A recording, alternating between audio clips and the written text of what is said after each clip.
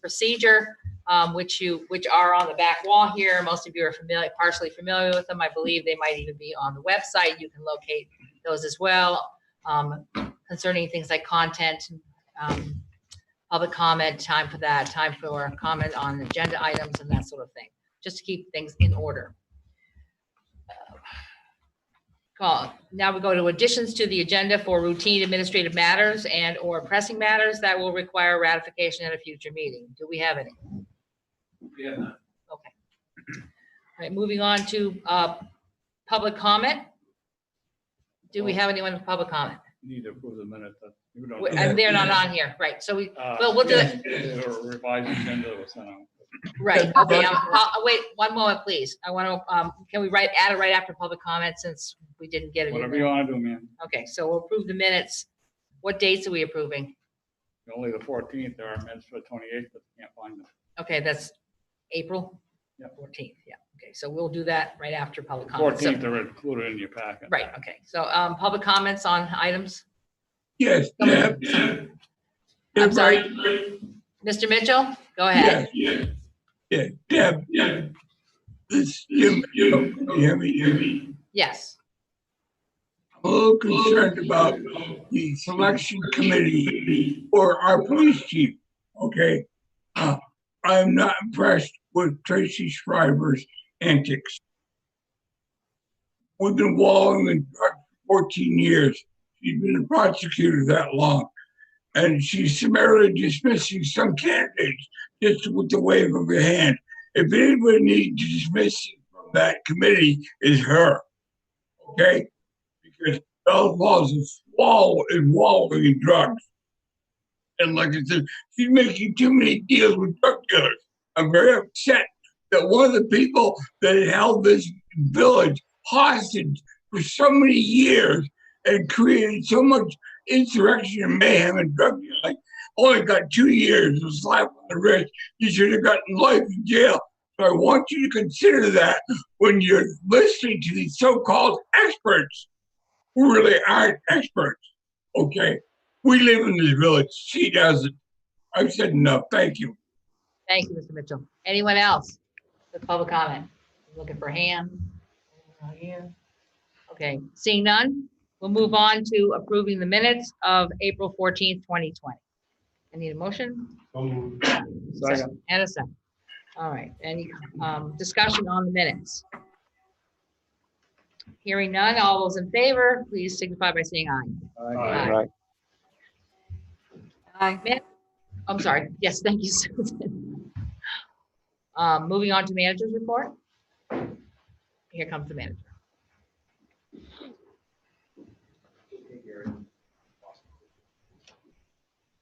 I don't have much to say other than cleanup directive, which was completed. Mike's not on. Welcome. You hear me now? The cleanup directive deadline that we've been working on for the last month and a half was completed today.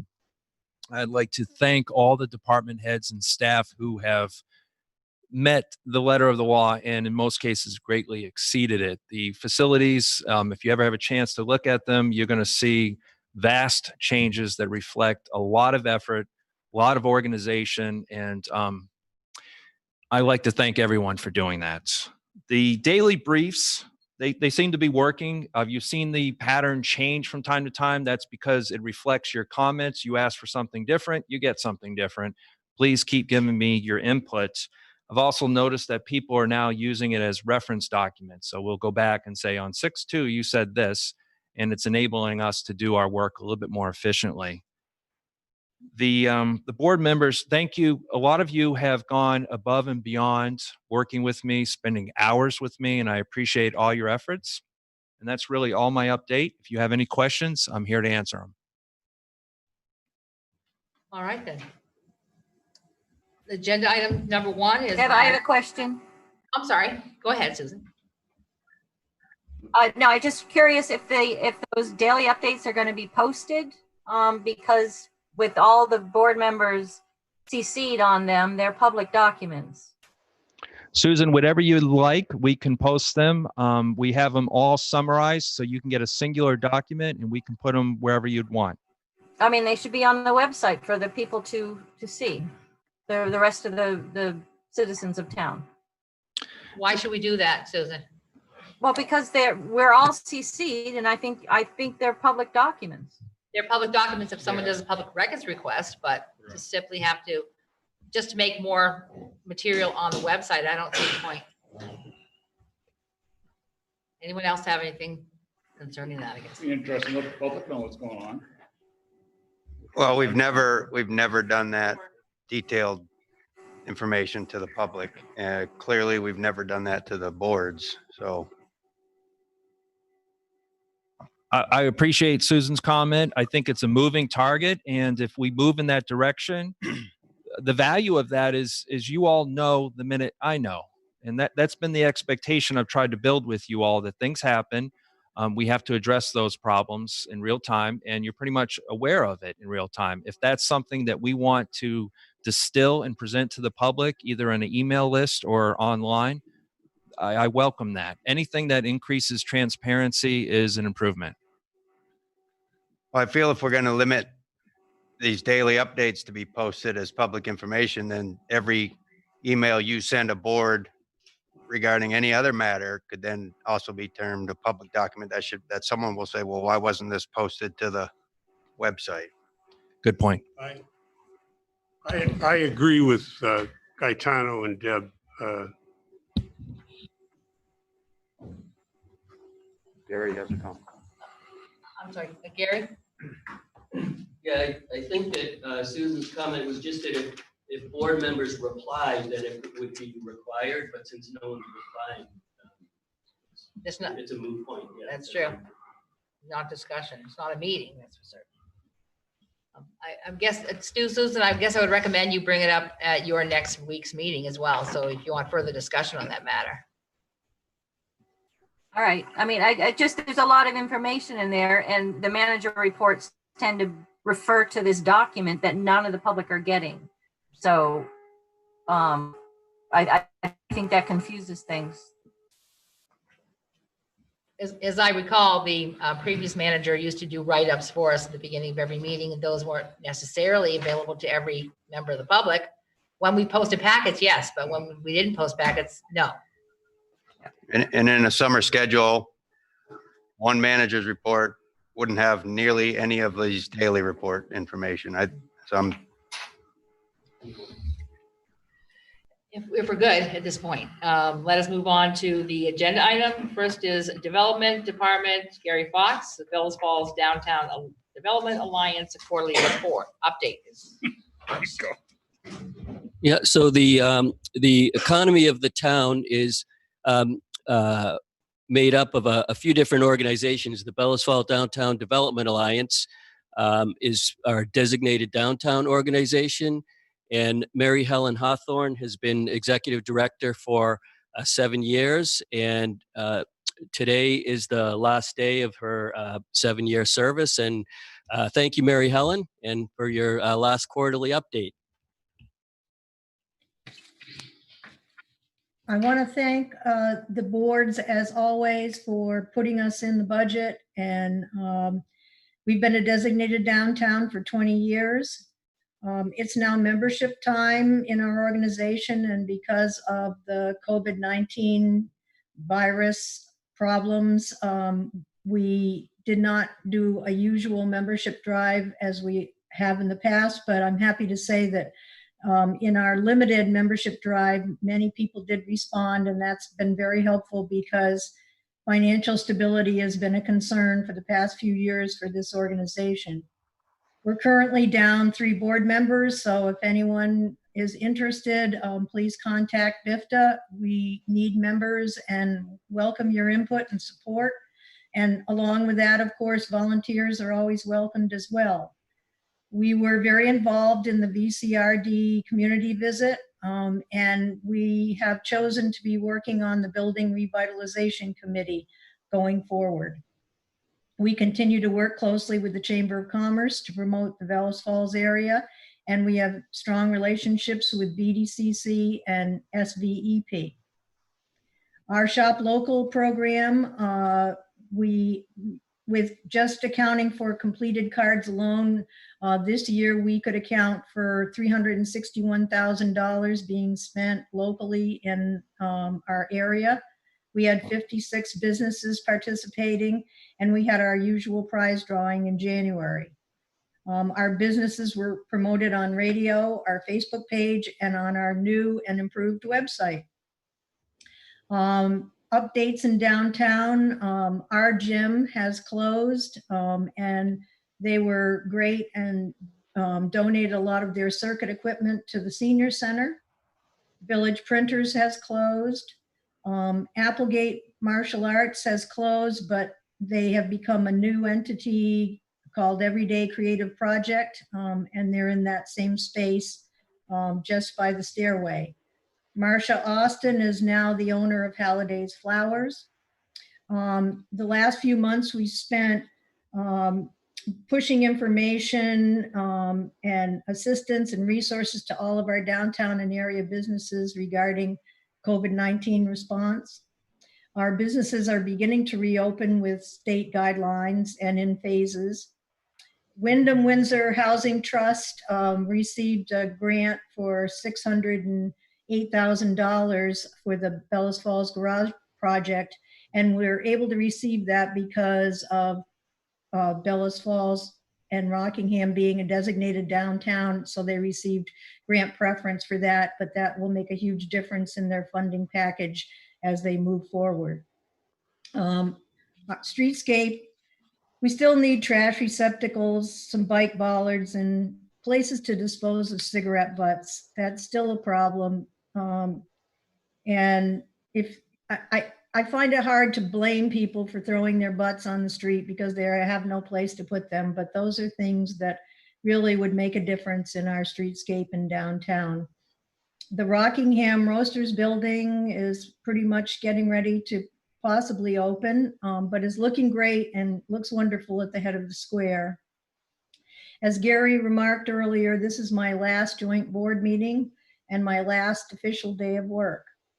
I have been at the helm for 7 years, and I am a believer that BIFTA is in a much better place than it was when I came here. That probably sounds self-serving, but I know it to be true. So I've enjoyed working with all of you and wish you success in the future. Thank you. Thank you, Mary Helen. Can I say something? One second. Yeah, I just want to let you know, Mary Helen, that there's been so many times over the years, especially when we had some difficulties between development directors, that you helped the community get things done. And I very much appreciated that. Have you picked somebody to be a successor? We haven't yet. Hopefully they will announce it this week, because I will hang over a few more days this week just to help with a little transition. But so far we do not have a successor named. Yes. On behalf of the BIFTA board, I'd like to thank Mary Helen for her service. And we do have a couple of applicants that we will be interviewing this week. And happy retirement, Mary Helen. Thank you, Pat.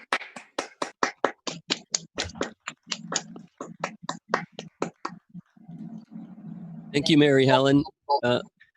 On the receptacles and the butts, I just would remind the board they approved a grant application for receptacles, both recycling, trash, nicer looking ones, and cigarette butts. And we were awarded that grant. And this summer we'll be placing those in the downtown. And the other organization vital to the economy, the supply side, the public-facing side of businesses and merchants, is the Great Falls Regional Chamber of Commerce. And Deb Collier, Executive Director, is here for the quarterly update. Thank you, Gary. Well, first, I just want to thank Mary Helen for all her guidance in working with the chamber and making the BIFTA Chamber a cohesive pair, I think. So that was very well appreciated. And I just wanted to recap on 2019, what the chamber did, because there's, of course, not a lot to discuss in 2020 at this point. But we welcomed over 4,800 visitors at the Waypoint Center in 2019. There was approximately 377 visitor information packets were mailed or emailed to potential visitors of the area. We received approximately 319 phone calls or email requests for local phone numbers, local names, addresses, business information, or tourist attractions of any kind. Or even if a certain relative of the person on the line is buried in a local cemetery. I didn't have that information for them. The most requested places of interest are the petroglyphs and the Great Falls. I notarized approximately 133 requests for documents requiring a notary and the country of origin chamber stamp. The chamber hosted 9 well-attended and entertaining mixers. Sorry, my cat's gonna help me here. And gonna knock over my camera.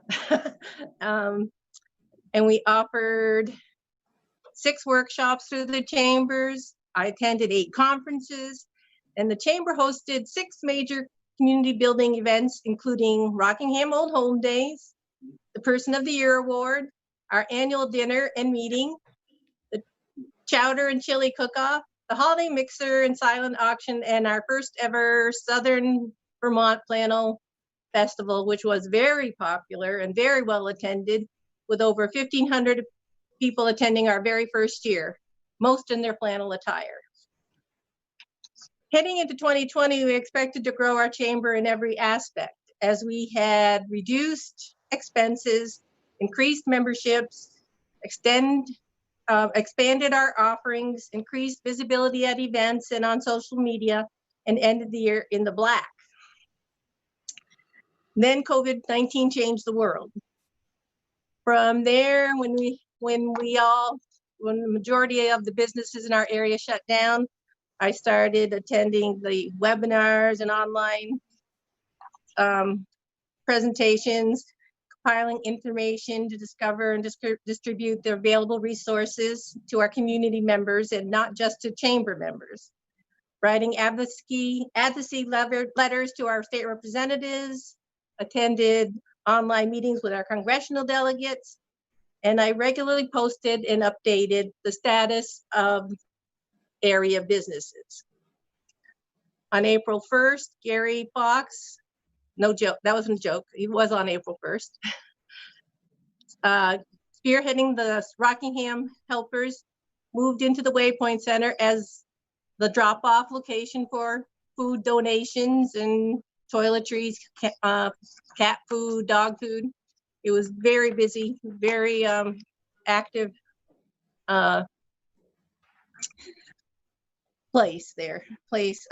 event. And I attempted to help the volunteers that would come to the Waypoint Center during the day. Likewise, worked with Mary Helen on supporting the local businesses, updating everyone on the resources that are available, and I won't duplicate efforts and say which businesses are closing and have opened, since Mary Helen was so thorough and already did all that. But we're looking forward to hopefully rebuilding in the chamber in 2020, probably going to 2021. Likewise, we are looking, it was hard to send out membership requests or to renew membership when so many businesses were closed or in financial difficulty. So we're looking for any donations if you'd like to make it to the chamber, or if you'd like to renew your membership, that would be very appreciated. We have gotten word that although the state welcome centers are not going to open in Vermont this year, that local welcome centers like the Waypoint can open. We have not opened to the public at this point, but we are considering what our options are. And if we do open, or when we do open, we would be following the CDC protocols. I just wanted to add that all through the mandated closures and the stay-at-home orders, every day at the Waypoint Center, I would see tourists of some nature, especially when I saw their license plates, come to the Waypoint Center and they would look at the kiosks out on the deck there, patio area. So it was always well attended or well visited. So I thank you for your time and support. Thank you, Deb. Anyone have any questions for Mr. Collier? Doesn't look like it. All right, Gary. One of the task forces, we had the community visit with the Vermont Council on Rural Development and chose 3 task forces. One of them, Sustainable Rockingham, saw as their mission addressing some of the mitigation of some of the hardships based on the COVID-19 pandemic. And that group, Lynn Haas, one of the movers and shakers of the Rockingham, of the Sustainable Rockingham, is here to report on Rockingham Help and Helpers activities. Lynn?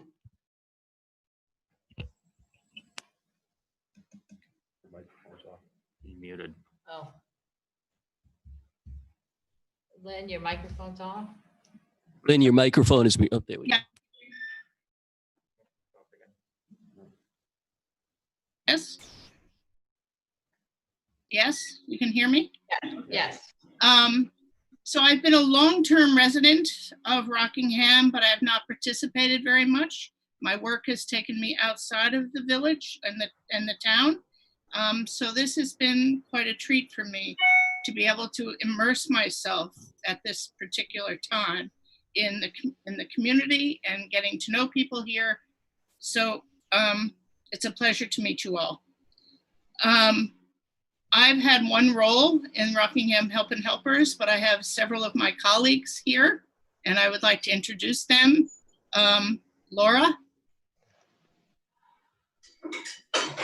Hi, I'm Laura Sherbaum. I know many of you here. I'm a resident of Bellows Falls, and I'm also the coordinator, one of the coordinators for Greater Falls Connections, which primarily works around reducing substance misuse among youth and supporting connected families and communities. So we've been on board with Rockingham Help and Helpers from the beginning, and really happy to support the infrastructure and helping get this group organized. Leslie Goldman? Hi, I'm Leslie Goldman. I'm retired family nurse practitioner and worked as a nurse practitioner in town for 25 years before I went to Keene. Many of us got together right after the COVID shutdown order came and said, what can we do to help our citizens? And that's how Rockingham Help and Helpers started. And it's really been an incredible experience to work with this group, to put this project together, but also to be able to help our community get through this moment. So it's been an honor and a privilege to work with this group. Thank you. Sam Maskell has also been key to our group. Hi, I'm Sam Maskell. I'm the Youth Services Librarian at the Rockingham Free Public Library, and I've also been, on behalf of the library, part of this group since the beginning.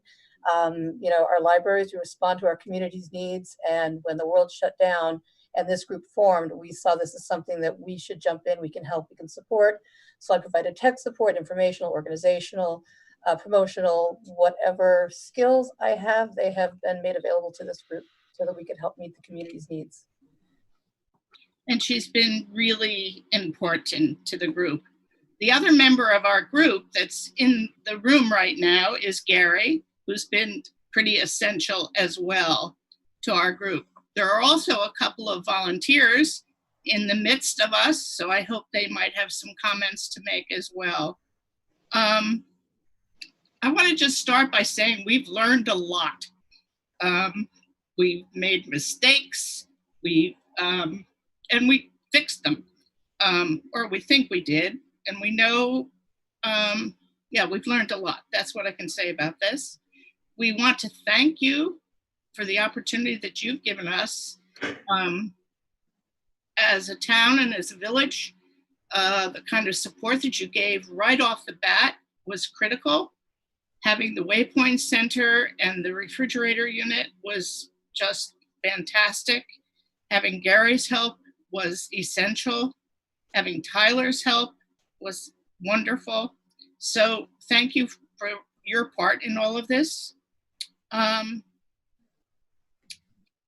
We also want to say that we recognize that we're in transition now. The calls for food deliveries or supply deliveries, it's not just food, supply deliveries are way down, but we recognize that the needs are going to change and we are not going away. We're prepared to continue to be ready to respond to whatever the needs are.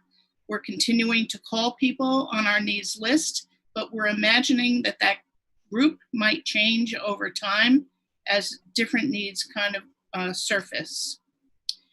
We wrote a pretty significant report, which I hope you have all read. So I'm not prepared to repeat a lot of what's in there. We are hoping that there might be some questions and or comments as the, yes.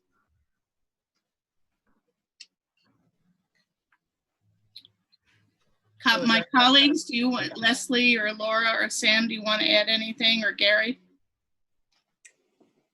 I think the thing that I might add, this is Leslie Goldman, is what Lynn said was that we're prepared to continue, but we also now have the infrastructure should there be another challenge to the community. It could be a hurricane. We all lived through Irene. So we now can come together and pretty quickly activate helping people in our community should other kinds of disasters occur as well.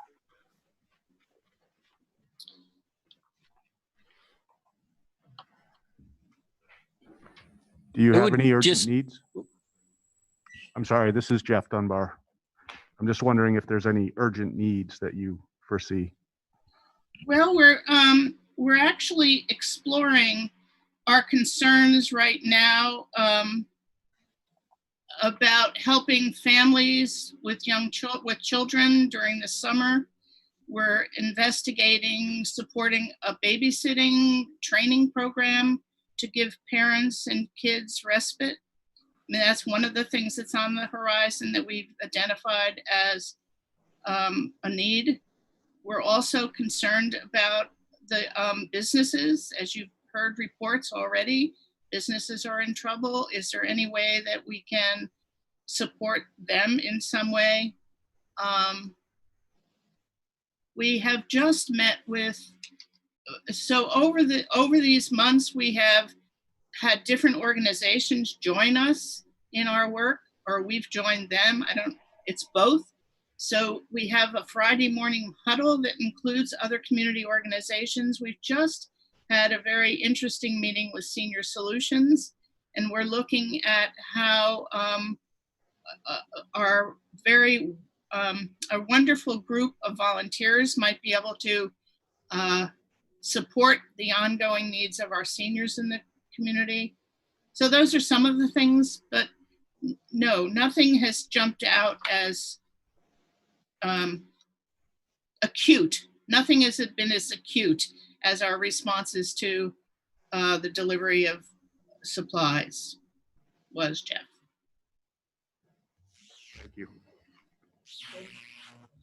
Thank you. I would just like to express my thanks for the work that you folks have done. I think it's terrific. Thank you. Thank you. Who was that spoke? Jim McAuliffe. Oh, thank you, Jim. Yes. I have a question. Wade Mashur, village trustee. The formation of this group totally as a result of the presence of COVID, or was it something that was kind of in the pipeline prior to that? Well, I'm here as a member of Sustainable Rockingham, which was a part of the whole survey and conversations that happened over the winter in coming up with a plan for different kinds of development actions in the community. So that was one vehicle, I think, that helped to get it going. But yes, this group was formed very rapidly in response to COVID. But Leslie, do you want to respond to that differently? Well, no, I think I can just add to it. The stay-at-home order was on March 13th. And what happened on March 16th was several of us contacted Wendy and said, we want to help. We know that there's going to be a lot of stress in our community, and we want to have systems set up so that we can help. So at the time, the town manager, Wendy Harrison, put together a group which included Gary and Sustainable Rockingham, Lynn and Laura from Greater Falls Connections and other community members like myself. And within like 2 weeks, we had a whole system designed for food deliveries, and the waypoint was set up. It was pretty amazing at how the community came together very fast to know that we needed to have something available to people who could not go out. We were really worried about vulnerable people, immunosuppressed people, people with chronic illness who were at great risk, and we wanted to protect them. And we were able to set that up very fast. But we had over, I think in the report, like 150 volunteers. People really wanted to step forward to help our vulnerable people, and it was a wonderful thing to see. Thank you. I would just want to say that one of the things that we've learned over this time is that we had some of the ongoing organizations that are in the town already to support people. We had some of them on board, like Greater Falls Connection, but we had to work harder to make the connections with others who were already doing the work. Our place has been doing a whole lot of work about food distribution all of this time. So it was, and Parks Place has been reaching out to parents to provide things like diapers, which ended up being a surprising need for people. So a part of our challenge was offering something that was compatible and built on the work that was already going on. We wanted to support the organizations that were already doing the work and not distract from what they were doing. And I have to say that was challenging at times. I mean, we had to do some work to make that happen. But now we have great relationships with, I think, everybody. Some of them, our place we worked with right from the beginning, but Sevka came on board maybe 4 weeks ago because they were flat out with doing other things. As I say, Senior Solutions just joined us recently. Who's the group that we're working with the preschool kids? Building Bright Futures. Building Bright Futures. So, and Greater Falls Connection was essential to provide, has provided us with support through the whole thing, both just in terms of having Zoom access, was fantastic. So I don't know if I probably said more than you wanted to know, but I would like to add one thing, because I think your presentation was excellent, is that I think what we're coming out with is a cadre of volunteers who are now going to be spread to our local nonprofits like Our Place. And that was something that was really appreciated by them because we were able to intersect and work together. And I think we'll come through with it stronger. Great. Thank you, all of you. Thank you very much. I would just say the one thing, the answer to that question, what can we do to support our businesses, which is the next piece of recovery, is shop local, talk up what we have here for our merchants and businesses, eat local, shop local, and we'll be getting to that next. Thank you very much for your interest and again for your support. Gary. Thank you. Gary. Yes, can I help you? Yeah, this is Jim Mitchell. You have a list of all businesses that serve food outside of the realm. Like the only place I know in downtown Bells Falls that has a deck is Buffalo's, and they're not open. what other businesses are serving outside of their establishment. Yes, we'll get to that in the next agenda item. One of the slides has all of those. Okay, thank you. So yeah, Rockingham Helping Helpers, in addition to all the organizations and their volunteers, there were 162 additional people in the community that came forward to make phone calls, donate stuff, deliver, meet with people. It's just incredible, really strong community. So we have that segues us into the next item on the agenda, which is the outdoor business interim zoning bylaw.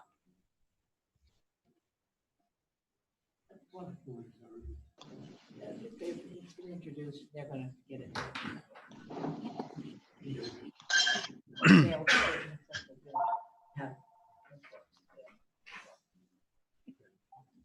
Hi.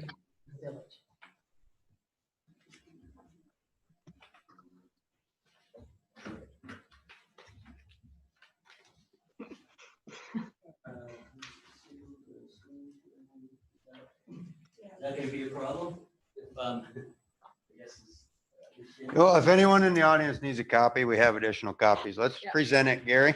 Let's go. There is. Okay. Because everyone here can look at something hard drive if they can see it, right?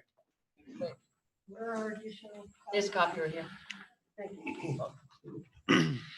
Interesting. Okay, so, It's not complete, so we're gonna discuss it, and I'm sure that's why you're here, and we'll have more ideas and discussion. So basically with the COVID-19 stay-at-home order and business closures and the physical distancing required, the impact on our food businesses in Rockingham. You can see here 17% of them closed. This is current, 17% doing curbside business. 17% were closed for some period of time. 17% have been open and been able to remain open, like the grocery stores. 12% have been doing deliveries all along. And you can folks see the list there? Is that large enough for? I'm just wondering why it didn't wind up in our packet, so we could have actually, could I get a closer look at it, especially since it is kind of small. It is. But I think that's the just list. background, right? It's background Yes. and the list of businesses. Yeah. You say food business though. This is not just restaurants. This is anyone selling food, Yes, retail, this is, or yes, this is not just restaurants, this is food, period. And so this happened in every single town and city around Vermont, and the Agency of Commerce and Community Development, who's been working on COVID economic recovery in general, and VTrans, put out a plan for all of the communities in Vermont to have outdoor dining, to make things that normally cannot happen using the right of ways, whether it's highways that have had federal investment, and normally there's a process to go through, you have to pay them for it. Federal highway waived those rules. And Wyndham Regional Commission put out some guidance for how the towns in their area could put this into action. And so basic, simple, the pandemic created economic stress for businesses. What we can do, we can have changes, which are what you were presented in your packets, the interim bylaw.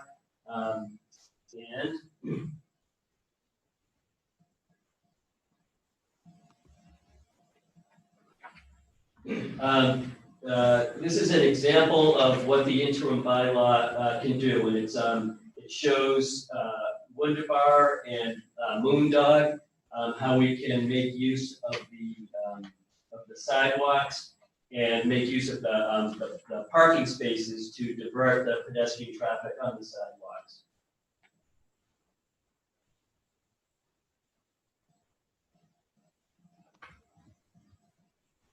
Does anyone have any questions on any of those aspects? Is there more, or are we open for discussion on this now? Well, so there's the interim bylaw itself. Mhm. Yeah. And I guess we should just walk through that. So I would use the last slide for an example. So Previous slide. the owners would apply and diagram what they wish. So in that example, they're out in, what's going to separate the traffic from the folks dining? Yeah, so part of developing this process, the Bells Falls Fire Department, Police Chief and Highway Department looked at these photographs and talked about how to make it safe and for separating traffic. There's barriers that are brightly colored. They don't look horrible like a construction zone. Sean found a great product But to be painted on by artists. At this point, that's to be determined. I mean, when do we expect to try to move forward with a set of guidelines? And then I would have more questions like, if the Legion wants to do, so there's 1, 2, and the Legion would be 3 places that possibly serve food, and we have the Legion parking lot, which seems a lot safer to me to remove dining from traffic. At what point might you consider, that area? You'd lose the parking places, but if, I'm not sure what barricades you're talking about, but as a resident select board emergency services, if somebody nodded out, let's say driving their car and goes into that thing, it would be catastrophic. So although it's a great idea, Mr.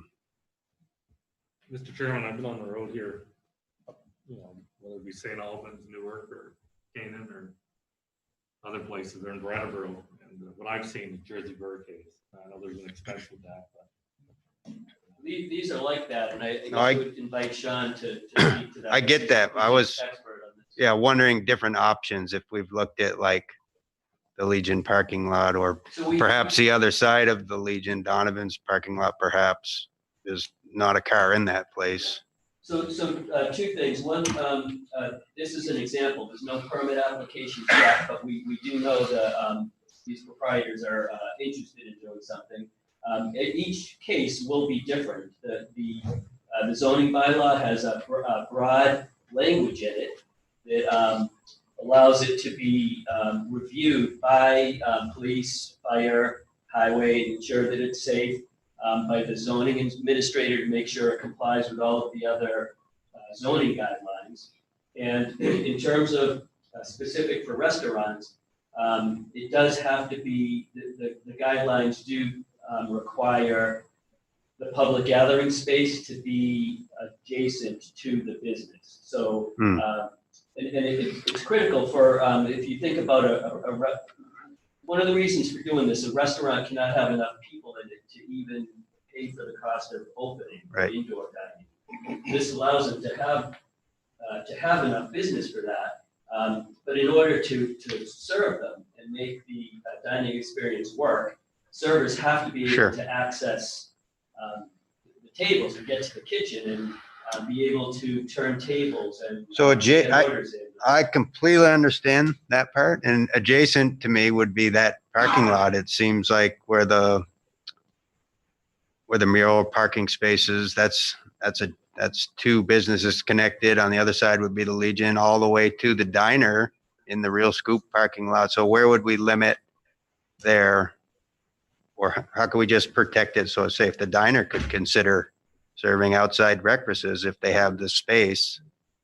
So this zoning bylaw is to apply to any business in the districts listed in the bylaw. And for each business, most of them don't have an American Legion parking lot there.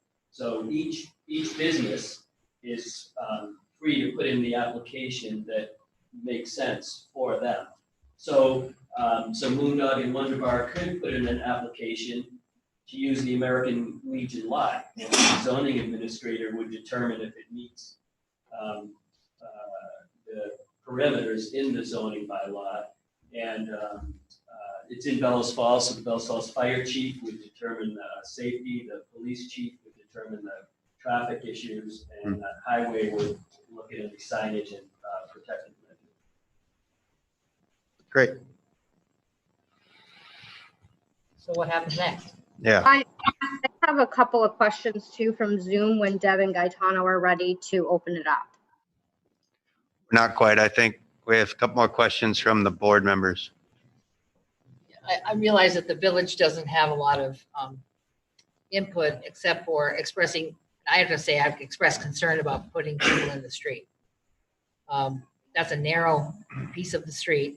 I thought, my understanding of this was that these were going to be sidewalk only. Well, the tables, I think, are on the sidewalk, but the pedestrian walk Are in the street, walk which is, lanes. and I understand there's some variance because of COVID-19, but it's still, that's a narrow piece of road. You've got cars parked on the opposite side of the Yeah, road. you're putting pedestrians in the street. traffic. Yeah. People are going to park where they can park. Right. Park down up there, they can park in the green. Well, so what's next? Do we get the answer to that? Because we're focusing on this one example, and I think every business will have a different circumstance, yet I've suggested putting these places in the parking lot next door, and then you said, well, all businesses don't have that. So every business will have a unique situation, but where are we as far as what's next? I guess. So next is to have comments for the public. One of the purposes of doing this at a joint board meeting is so trustees can comment, business owners can comment, the public can. I believe there's a lot of. If you want to, I'll answer that question. 27 participants on Zoom. So next. People have been killed. Next is comments from the public. And then after that is the select board, I believe, approves or disapproves of the interim zoning. Yeah, the other thing I just observed as I came down here, I had 2 semis come off the bridge that I know we've had discussions with, weren't going to be coming through the square. They weren't making deliveries and you weren't picking it up. We had an issue with we were responding to a call and a semi was in our way and didn't see or hear us, but that's separate. So in general, there are the police chief recommended large signs at either end of the wings of the downtown district. So by where Walgreens and China Garden is and by where TD Garden is, indicating that there will be public businesses, pedestrians in the street to take care when coming into town. Mr. Chairman, I think that's all well and dandy.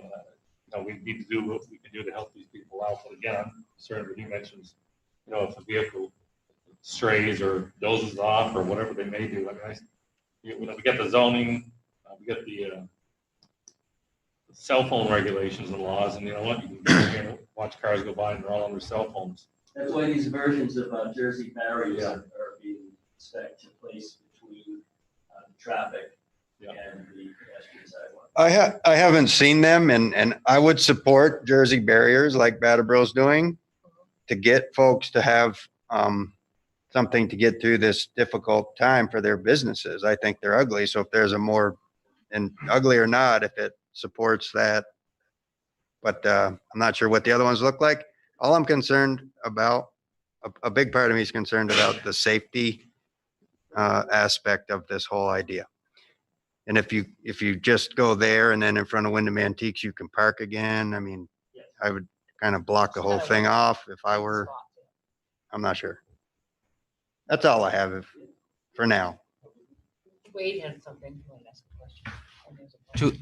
Two quick questions. The barriers and the safety control plan or whatever, is that based on guidelines from the state? It is, and we also looked at a couple of like Hanover was an example given as someone that does it really well. And if you look at the road there, they have tables that are right in the road, and there's the barriers, and people are seated there having a good time. People pull up right next to park at the barriers, just like in the diagram. Traffic is driving by, and people are fine with it. And these barriers are also same as Jersey barriers. I think they're 400 pounds for every 5 feet. They're pretty dense, and would provide adequate protection. They're full of water. Yes. And my follow-up question is, do you know what these other municipalities have in place for transferring the liability if something was to happen? I don't, but there is an indemnification clause for the town in the permit, in the bylaw. It's written right into the bylaw that the owners agree to hold the town harmless and that they're liable for activities in their area of business. Any other board members have comments? Peter? I was asked to give some ideas on this thing, and they've got them. Chuck and Gary have. But one of my concerns was who's going to buy these barriers? Is the town going to buy them? And what do we do with them after we get them? I suggested in one of my ideas that if we're going to put Jersey barriers, I know the concrete ones look a little tacky, but if the town has some, we could, rent them. We're doing it at the YMCA, but we're not renting them anymore. Not getting anything, but I mean, to me, why would the town want to buy them if we can't use them? My thoughts were, if we're gonna make an investment, Jersey barriers are really, and that's what I've seen in other communities. And then I think there was one that was, I think it was St. Albans, where the other, you put it this way, you can paint them, you can dress them up, you can make them look good. And then after this is done and over, hopefully, we could use them somewhere else if we're gonna make an investment to purchase them. So the proposal for the budget for being able to implement this, the development office has the potential, not the potential, the development office is authorized for a fund upon municipal manager approval that does not come from the taxpayers. It's a development fund that the Revolving Loan Fund Commission approved $10,000 per year, and the select board authorized that. So that $10,000 budget for the year just ending, we've recommended having that dedicated to these barriers, signage, lane separators between the tables and the sidewalk area, entrance and exit signs, and any of the associated pieces of equipment that would be needed. I think it'd be nice to have a cost comparison between the aesthetically appeasing ones that you're talking about and the regular Jersey barricade. I mean, they're about half the price. I know a Jersey barricade can get actually a third. I think it came out to 6,000 versus probably 2,000 somewhere. Safer. I mean, there's going to be alcohol establishments that are open. I hate to see somebody get hurt or killed. I believe Correct. this was going to come, there's a lot of comments, and I see there's like 20-something comments on the chat, probably questions. I'm assuming that all of the information or questions and recommendations will be put all together and given to the select board next week. You guys will see it again, since they're still in the process of developing it. Well, Can I say something? these comments on the chat can be looked at and responded to now. Yeah, can they maybe hold off? Because we can't read them. If Can't read 'em. if they could just, in one moment, we'll give them a chance to, there's 22. I just saw one pop up that Yep. seemed like another great question, but we can't see them. So give us 1 minute and we'll be happy to respond. I can read you them off and you can answer them one at a time if that is. Just a minute. Hold on a second. Gaetano wants to speak first, but then, yeah, that's probably a good idea. No, I just wanted to say that because I saw them keep popping up and they're great questions. And then I wanted to let Deb finish about the select board seeing this. And then I just had one more question at the end. Well, I simply want to say there's a lot of questions here. I don't know that we can get them all answered and or recording the information, so they will be incorporated if needed in that. Does the select board want to go through all of these chat lines and answer all these questions now. This is for something for you guys to do. Or do you want to see them all sent to you so you could answer them all that way? Yeah, I'd like that, but I mean, I feel we should offer the public a chance to I know. respond, If but some people want to speak, they could certainly do that. Madam President. so Madam Hold on, please. President. Hold on a moment, please. 1 minute. And then, so if it's coming in to us on the 7th to possibly make a decision, It could come back on the. because it seems like this, or we can make a decision today, except we don't have enough. There's not a concrete, Not finalized, yeah. So the. because it's about liability in my seat here. Yes. I love the idea. We prove something and something bad goes wrong. I love the idea. We truly support businesses and we want to make it happen. We just have to come up with a good plan. Did you have anything else? Yeah. I love the idea of the outside dining. I took advantage of it when I was down in Brattleboro and when I was up in St. Albans. And my question is, are the barricades that you're talking about that may be more aesthetically appealing, will they stop a car? So two things. One, I would say yes, or the chief wouldn't have selected them.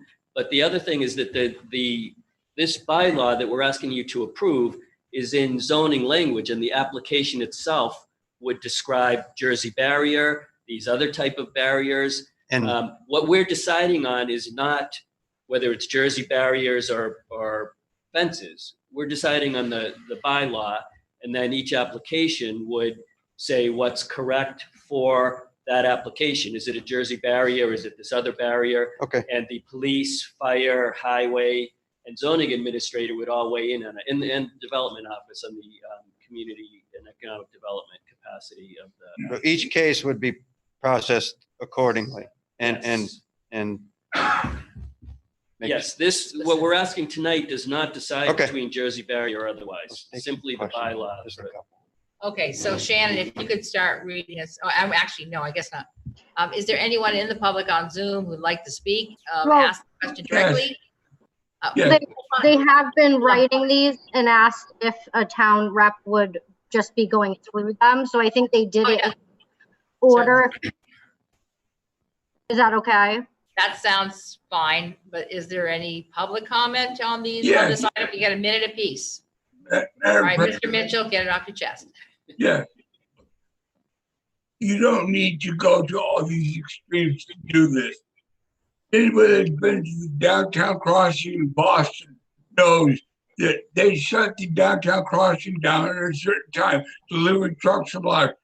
What you could do would be very simply to allow traffic to come as far as the old Sovereignette building and take a left onto Canal Street, loop on to Waypoint Center up and around that way. The other area, you would put a chain link fence, not watch right on chain across the square, right by the entrance in, across the square there. You limit all of that downtown area.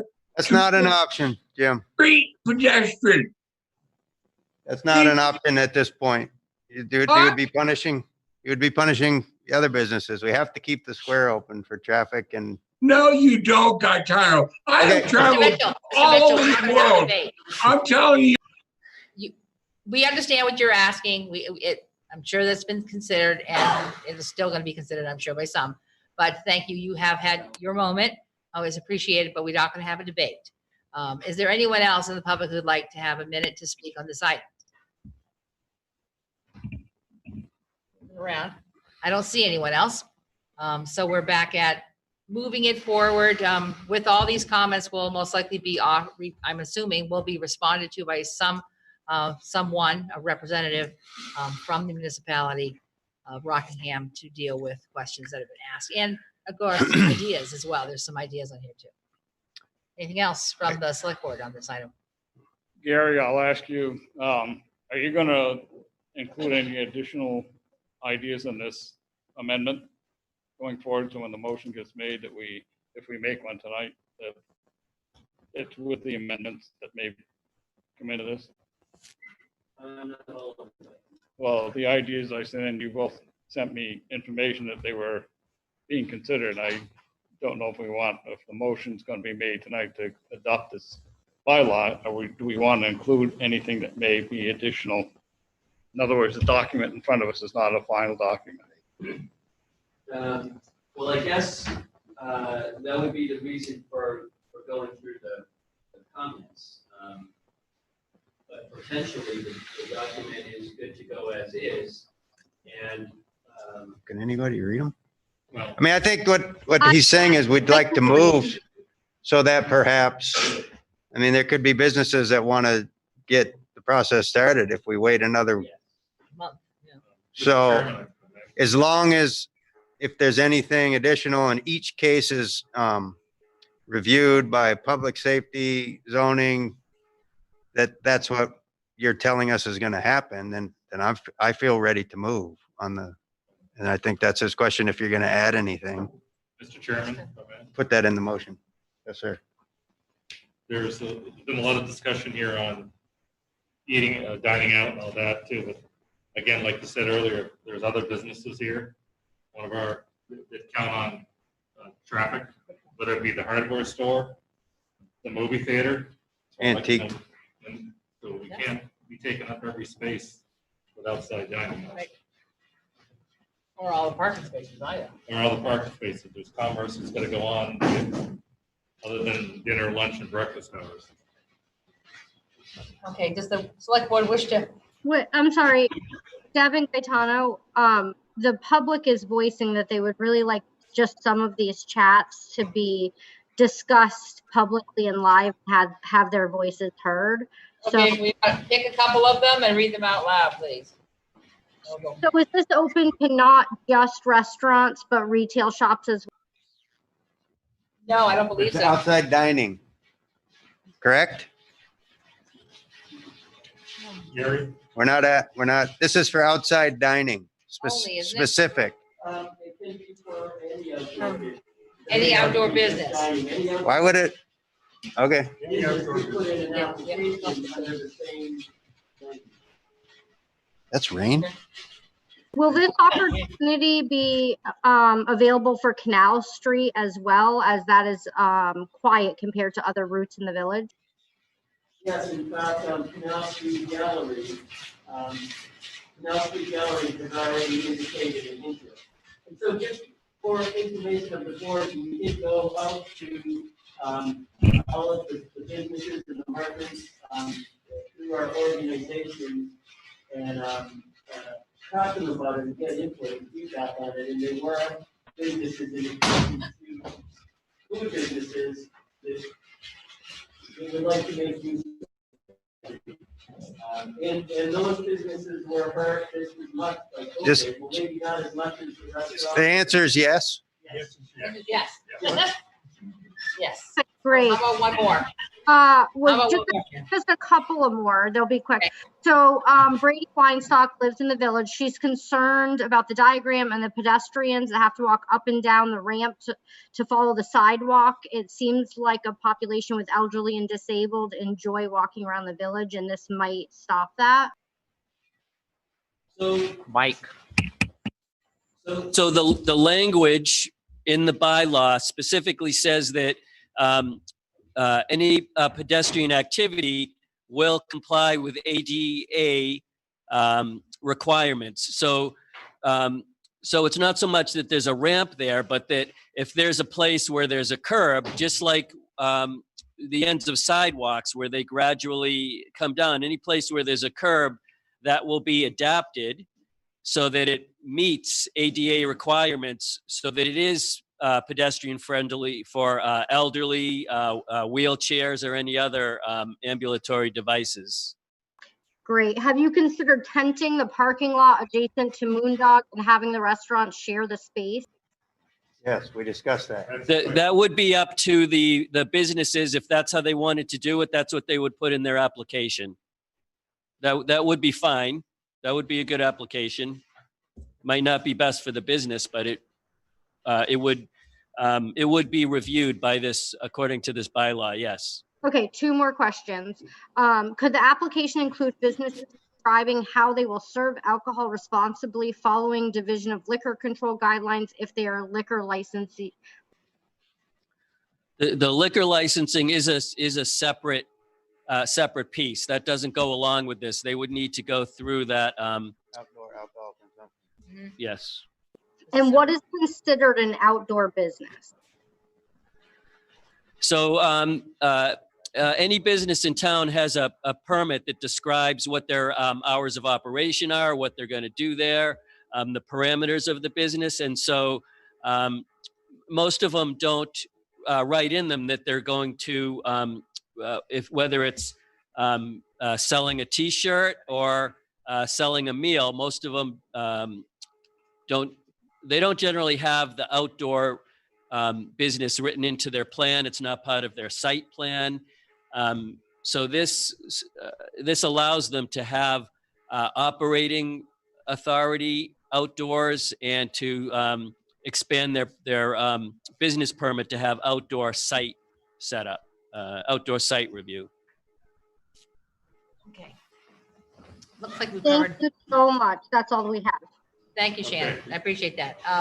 So again, I just want to put my only comment is be cautious. This is not like Burlington or Lebanon, New Hampshire, or any community that might be doing it that you mentioned prior.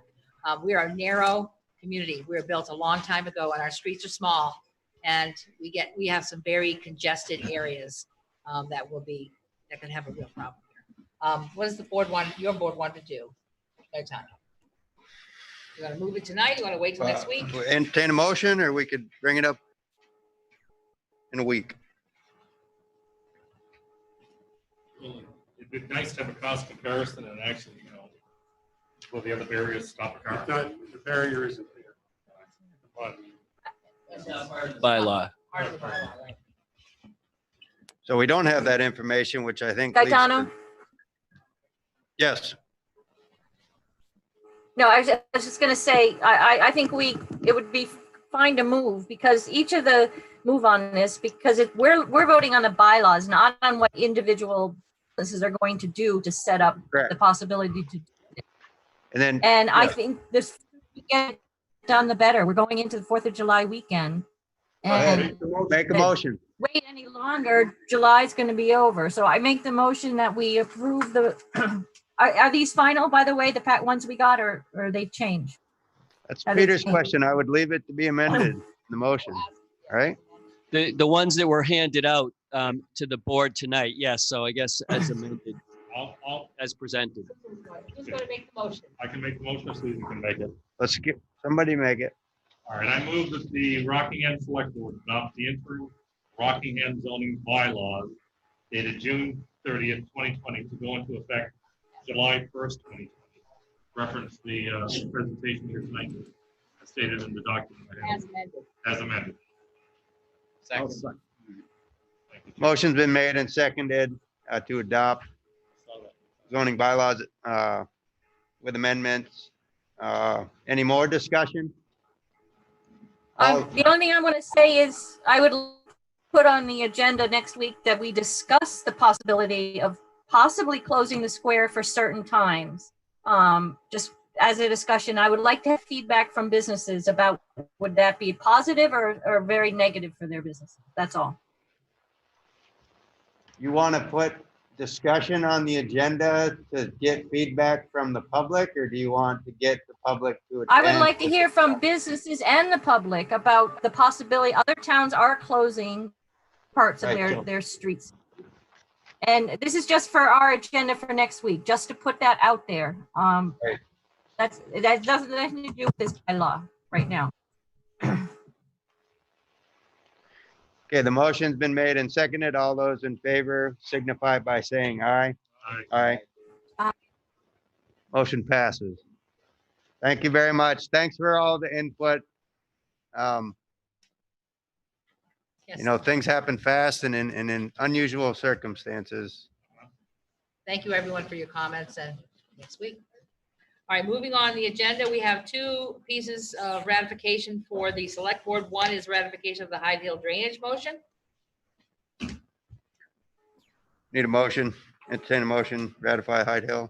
Chairman, I move that we ratify the vote taken at the last select board meeting in the positive that the Hyde Hill drainage moves forward. Second. Motion been made and seconded, ratify the Hyde Hill drainage motion. All those in favor signify by saying aye. Aye. Right, now ratification of the Hyde Hill engineering motion. Mr. Chairman, I would move that we ratify the vote taken at the last select board meeting in regard to the Hyde Hill engineer motion. I'll second. Motion's been made and seconded, to ratify Hyde Hill engineering motion from the last select board meeting. All those in favor would signify by saying aye. Aye. Aye. Thank you. Moving on the agenda, we're on to the Main Street Arts, and I believe Mr. Stearns is here to address that issue. Unmute. Hi. Thank you very much. I'm David Stern. I am here to ask the select board to consider allowing Main Street Arts to keep the set and lights that are currently backstage in the Opera House in place until such time as it damages Opera House and town programming, or we perform the show. We have a lot of people here, so I'll let them introduce themselves if they would like to speak at some point. David? Yes. We don't, at this point, we don't need to hear from everyone else. I think if you had any more information you wanted to present as to when you might possibly run the show. And then perhaps there'll be some questions here. We have Opera House Director here.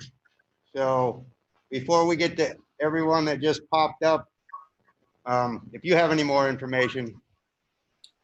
Yeah, and I don't know, I mean, to be honest with you, I have sort of a case to make, but maybe that's not necessary. I was approached and told that the town would like us to remove all those materials. And I was unclear as to exactly why that was important, because the Opera House had been showing movies for quite some time, even when the set was up before COVID-19. And it is our hope. Main Street Arts is going to go dormant for a time, but we are not gone. And everybody that would be available to help dismantle those materials will be actually more available. We have a couple of people that are important that are either immunocompromised or who have family that are immunocompromised, who are a little worried about coming in en masse and disassembling that material. But, you know, when we would do the show, that's a tricky one. Anthony Fauci says he's looking at a vaccine at the beginning of the year. That's his hope. At that point, I would say we would like to perform. I do not think the public would want, nor would I propose that we try and fill the Opera House with viewers in the near future. I understand that people are trying to do distanced viewership in movie houses. That's something we could consider, but I think it's so dangerous for our performers, the nature of performance and being backstage and the intimacy of the performance, that really we would have to say, for us, we just couldn't do it. So my hope is that the Opera House and the town will support what has been a very, I hope, invigorating presence in the town of Rockingham of Main Street Arts, and help us get toward our possible reboot, which the production of Cabaret would be a great shot in the arm for. So at the earliest, you're talking 2021. All things considered, with the information we have today. If I had to make my best guess, I would say yes. That's what Broadway's canceled till January 30th, 41, right? I mean, nobody is planning any live performance Broadway style shows in the near future, this year at all. The Washington Post article was 41 theaters, not January 3rd at the earliest. So I have a couple questions. I don't know if any board members have some questions, but my questions would be, how long would it take to take it down? We are planning to, I think, because the theater for us is a revenue source, and with things moving forward, I think the plan is to soon begin, I don't know what the term is, maximum occupancy at restricted lanes and seats to start viewing movies upstairs, which would sell concessions and generate revenue for the also struggling theater right now. I'm sorry? So leading into that, I believe it's that if you've been to the village meeting, there's the rows are sectioned off, which limits the seats now, and the light towers and the lights on the balcony would impede, not so much the lights on the balcony, the light towers impede the viewing for future movie possible presentations. So if you could just answer, I'll call on you, ma'am, whoever keeps speaking, if you have a comment as soon as I'm done. How long would it take to, if you're not going to perform until possibly January, it kind of makes sense to me that the material should be removed.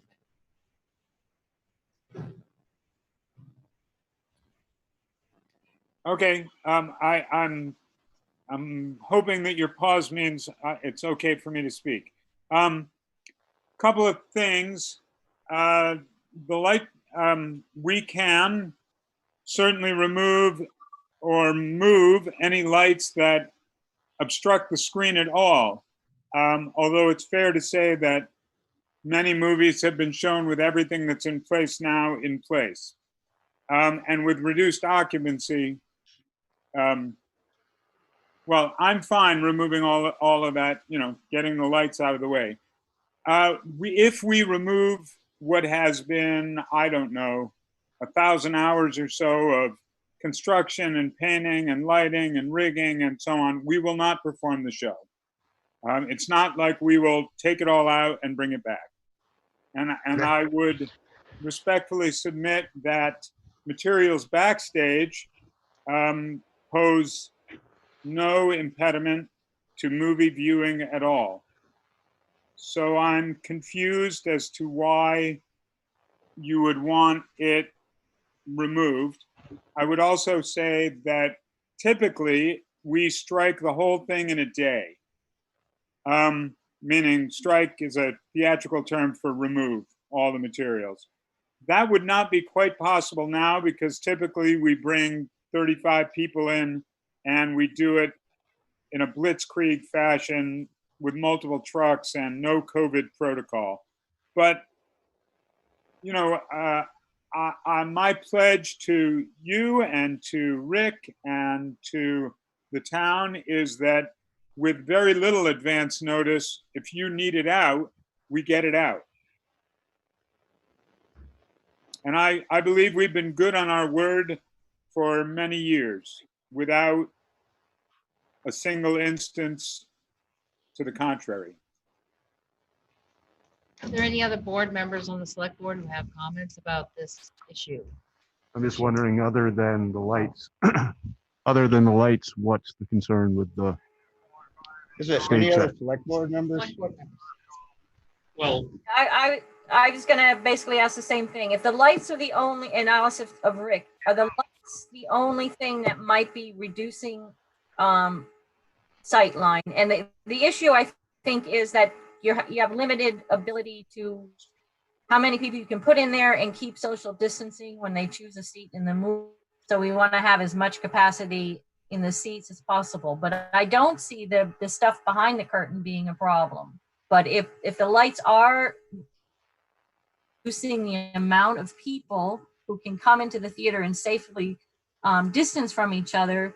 If they can be easily removed, I think that, but leave what's behind the stage, the set that's been built. Anyone else? Yeah, I watched on PBS, there was some talk yesterday or last evening of the PBS NewsHour about some of this wearing masks for maybe 2 years and stuff. And they were talking like, they call it the welder's mask, the full plastic enclosure. But my priority here sitting on this board is the revenue that this theater generates for the town of Rockingham, and the opportunity it provides for entertainment for not only people from this community, but from other communities that come here to watch a show, a movie. And I just don't want to see this where, in my opinion, for one, it's not a storage facility, all right? But if it looks like it may go beyond January, we don't know. They're talking about the resurgence of this because of people failing to, whether it be maintain social distancing or the mask or whatever. But I mean, I think we can go way beyond January 3rd, the trend that seems to be popping up. Just look at Texas. They're basically shutting down Texas as far as the restaurants and bars. So my priority is what the best for the movie theater. Thank you. You guys have any? Yes, sir. Dave, this all came about when the press release, I guess, came out about the financial situation with MSA and closing up for a while and an indefinite period to return. I think that's when we started discussing that at the board level. And as Stefan just mentioned, we don't think this is a storage facility for anyone, not just you, but anybody else. And the town manager here is trying to clean out stuff that's been stored in here for ages and making a dent in it. And I think that the fact that they can still show movies is fine, but if there's other venues that may be available, even in a limited showing, such as a musical venue or some sort, they may need to use the portion behind the screen where your equipment's set up. And I have to defer to Rick over here in that manner, because I don't know what he has planned down the thing, but I do agree with you on the fact that, yes, you can show the movies with your set down, set in back of the thing. So I guess we'd have to defer to Rick and see what he has planned coming up for, if he's got some other venues that even at a limited capacity, we can get people in there to get into a revenue stream going again. One more. Pretty much everyone touched on everything I was going to say. Ben, Rick, you have something else? I did want to say that I have been in conversation with a local promoter who is very much interested in at least one Thursday a month bringing musical acts in. As we know from the past, musical act needs the stage. Thank you, Rick. I have a couple more. Yeah, I see there's people in the audience. Comments? See if the trustees, if you have comments. I have one more, yeah. Yes. So I also, if we look at other theaters that would enter an agreement like this at that rate, and I remember the confusion last year when the school kids came to the dress rehearsal and concessions were set up and brought in employees and whipped up a batch of popcorn, and then they couldn't sell any because of my understanding is Main Street Arts email to the schools. So it's a theater. We're dealing with a water leak right now. Water is rushing down the side of this beautiful building that some staff have gotten up to deal with. The fire department's on the way to deal with. That'll cost us money. It costs a lot of money to run and maintain this building. So it'll be a year worth of time for no additional revenue for this expensive fund here. That's it, I guess. But it doesn't, it's not a giant, I see your Popolo something or other, but this is the town item. We all appreciate the local restaurants that benefit from your shows, but we're talking a year of time in a building here. We have to figure out what to do. Did you have something else? Well, the only thing is Stephen is watching the news. There's other venues that, especially for live productions like yours, that are in the same situation. There's, because of the situation, they're really strapping for money. They can't afford to run shows, and so they've backed out of everything. So, you know, it's kind of a tough decision. I mean, I'm not against any of the stuff that MSA does, but I think going forward also that I think in this period of transition until we figure out what you're doing, it might behoove the board and your staff to get together and figure out some arrangements here so we can go forward from this. If it's okay. We're done. Yes, thank you. Village trustees, Jeff. Mr. Chairman. One moment. Mr. Mitchell, hold on. It's okay. I would just like to add that I'm a big fan of MSA and their productions, and I think that I would urge the select board and the board of MSA to work closely together to hopefully come up with a plan that doesn't hurt our revenue flow or your revenue flow, but also gives the time necessary for MSA to put on a production that's safe. So, thank you. Jeff, do you have something? Mr.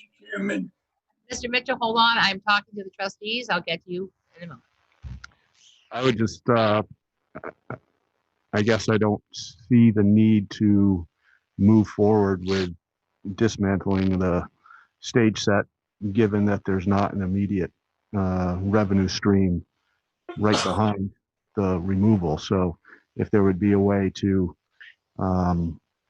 work together to make an alternative situation work, if there's musicians that want to play, a situation that would allow that to also happen.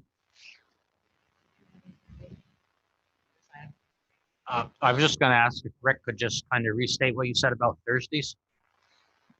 There's a local music promoter who I've talked with in the past 6 months who is very much interested in one Thursday a month bringing a live act in to perform in the theater. Like sooner than later. Obviously, I mean, it depends upon the acts themselves and whether we feel we're ready to go.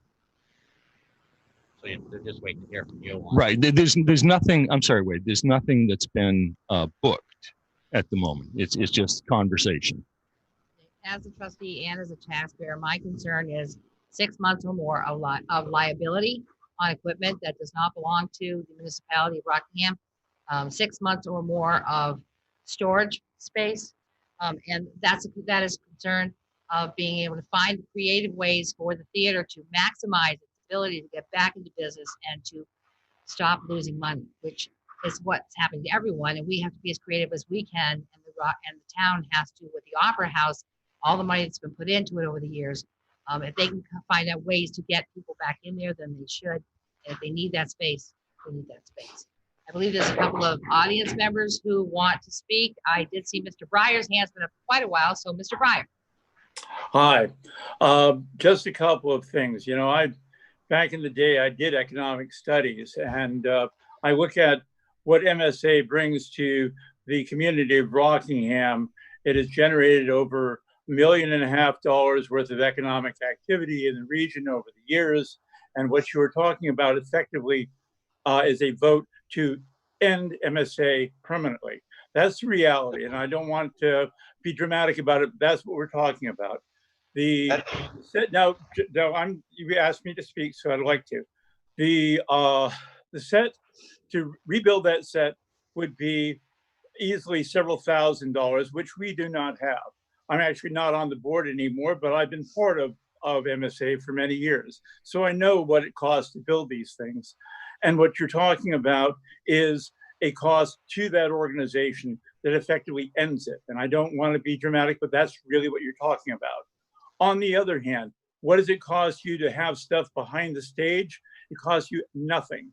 If you are interested in taking down the lighting, that's not a big issue. Something we can probably work something out. But in terms of anything behind the stage, when and if you have an act, then I think you have an argument to say we are costing you something. Right now, we're costing you nothing. So doing this on the basis of maybe a promoter, maybe bringing in shows in a theater that you can't bring shows in, doesn't strike me as a particularly compelling economic argument. When you get to that stage, by all means, have this conversation, and I'd be happy to have it. Now, I realize you're looking at your watch, but the reality is for now, is not costing you anything. If you wish to revisit this when that cost becomes an actual thing, bless your heart, I'd be happy to talk to you about it and be happy to organize people to see what we can do. But for now, why destroy an organization that's been an important, not only cultural, but economic engine for the region for no particular purpose except that some impatience? I ask you to hold off on this kind of decision, at least for now. And if you do have shows that want to come in, let's bring it back up and see what we can do. That's all I ask. Let's see, Mr. Kessler. Thank you. Hi, I'm Gavi Kessler. I'm one of the co-chairs of Main Street Arts with Anissa Hartman, who's also here. I just want to give some assurances about the dormancy, which seems to be what led people to think that we might not be around. We're actually going into dormancy in order to stick around. So what we're doing is we're just saying that we're not going to be putting on shows, and we've actually, unfortunately, had to lay off our staff who have worked really hard for us. We're doing that so that we can hold on to our money that we have and our savings so that we can move forward and continue to be an organization. There is still a board, we're still meeting regularly, and there is still an active community who are available to take down the set. And I just want to ask again, just to say that we're being we are willing to be extremely flexible. We'd love to work with the select board or with Rick, and if we are able to get emails answered and have that conversation, we would love to continue having it. Also, it's a gorgeous set, and I think a lot of other acts might want to actually have it there while they perform. There's a lot of stage room available. I think a band could easily set up and have a great set behind it. So you could show them a picture and say, would you be willing to perform with this backdrop, or would you like us to take it down? And if you'd like us to take it down, as David said, we will get a team together and get it out there. So thank you for listening to us today. We have appreciated all of the support of the select board and the town and the theater. It's been an incredible space for us. And we hope that what we've brought to the town has been incredible for you all. And we want to at least have one more big show for you when COVID is done, whenever that is. So thank you for listening, and we hope that you'll consider what we're asking for. Thank you, Mr. Kessler. Judge Tom. Sure. So I just want to respond. That was completely different than the gentleman before. You've just stated you're willing to work together. You would be able to take it down.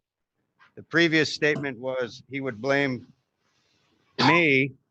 I was the one looking at my watch for the termination of that organization. So it's two different stories being told. Well, I think back to back. What I think Jack was alluding to is that, yes, if we have to take it down, then we will not be able to do this production of Cabaret, and it will have a serious impact on our revenue, and we might have to close at that point. We'll be happy to do it. If you tell us that we have to take it down, we will come in and take it down because you're having other shows. But it will have serious ramifications and possibly lead to the end of our organization. We hope that doesn't happen. We hope that we can keep it there and that we're able to perform the show in the future, and that it'll be the kind of revenue for us and for you that we've brought in the past. There was one more person who wanted to speak. They can have a minute and then we'll move on. Yes, Who's that? All right, of course. Mr. Mitchell, I'm in favor of the Museum of Fine Arts And Heidi afterward, please, Deb. And Heidi afterwards? She's All had right, her thank hand you. up the whole time. Thank you. I'm sorry, I haven't seen it. Okay, go ahead, Mr. Mitchell. Am I allowed to speak or not? Yes, go ahead and finish your minute, please. Yeah. I'm in favor of keeping Main Street Arts right where they are. We have no music venue scheduled for that place. They have brought in millions of dollars. This is a community that built itself on art. We're cutting off our nose to spite our face. If you need to look any further, just look at the reason why our town hall roof is leaking right now and the fire department's there. It just goes to show the stupidity that has reigned in this town for years. Save MSA. Thank you. Thank you. Thank you. Thank you, Okay, James. Heidi. Thank you for letting me speak. My name is Heidi Laura Sella. I'm a resident of the town of Rockingham. I am also on the board of Main Street Arts. I want to say my entire family are massive, avid, frequent movie theater goers. We have always seen a movie with no problem of MSA being there. So that argument needs to just be set aside. I also wanted to make sure it was said, it's in the chat box, someone was concerned about the liability. Main Street Arts has taken out and continues to hold a $1 million liability policy to cover these materials. So again, you don't have to worry. And what is so wonderful is that we, the town of Rockingham, and us people of the town of Rockingham are involved in Main Street Arts, are able to put on a show as soon as the pandemic ends. It's ready to go. And what a wonderful celebration the second we can get together. We are lucky. The town is lucky, the village is lucky to have Main Street Arts, and we're lucky that they're ready to be a part of our opening up. Thank you. Thank you. So I believe Peter had another comment before we could perhaps move on. Just for my own curiosity, there's an alternative venue in Saxon River known as the Horowitz Center. You used to put on your shows there. I'm just curious why you're not putting your shows on over there anymore. Who has an answer for that? Mr. Stern? Mr. Kemp? So. I will. First of all, we had a show slated for July in Horowitz. It's not that we don't ever use it. We thought, and I guess I still hold, that it is a great advantage, and that's one of the things that the Popolo letter addressed, what the productions do for merchants, whether especially food establishments inside town. But we've had testimonial letters from a number of merchants testifying to what it's done. And it's great for, we spent about $30,000 on the last show that we did, and we ended up grossing about $90,000. That is not something that happened for us. You just answer the question. Horowitz. It's a very different thing in a very specific. So what he's saying is that we do use Horowitz. It's not appropriate for all shows. The Opera House is a larger stage and a larger theater in the middle of a vibrant town. So for our big musical, we love using the Opera House. It's been a great space for us. And we do use Horowitz when it's appropriate. I guess the flip side of that question that I want to ask is, do you want us to use the Opera House? I think I'm interested in future use of the Opera House at a fair. My understanding is Rick is paid to run that Opera House. And it's important that he gets treated the same way that all the staff at MSA get treated. You pay the full price that you would pay if you went to rent the Paramount, whatever their rate is, or the Colonial. And we cut deals, and we're going to be stuck. I don't know. It's like the threats in the chat and the comments are kind of leaning me differently than how I felt about 20 minutes ago. Of course, I support. I go to all your shows. I want to know that it's the same treatment that you would get if you rented in Brattleboro or Keene, which my understanding is they won't rent to you or didn't, or, and that Rick is, it's important that, this is for a purpose and he's paid to do his job. And moving forward, we have that agreement. What I want to do, because this is a joint board meeting, this is a town discussion. We've used up a lot of time. If possible, without taking any action tonight, perhaps invite you all to our select board meeting next Tuesday, where it would be a town, the select board meeting where we could continue to the discussion and determine what we want to do with a plan here. And in reference to, you know, Heidi's comment about it'd be great to open up in January with a ready, we don't know if that's going to happen, but in the reality, so many things could change by then. More folks will continue to lose their jobs who may not be able to attend these productions. It could be the last. We don't know what's going to happen in January. So the reality is, I think like Peter said, we were caught off guard when we read his announcement that you're closing, and we don't see any Broadway style productions in the near future. And so I I'm believe trying to done move it along, Gigs. I just addressed it. We'll need to continue this at our next meeting. next meeting. If that would work for you, that's what I'm gonna put our additions to our agenda next week, because I think there's a lot more discussion that needs to happen.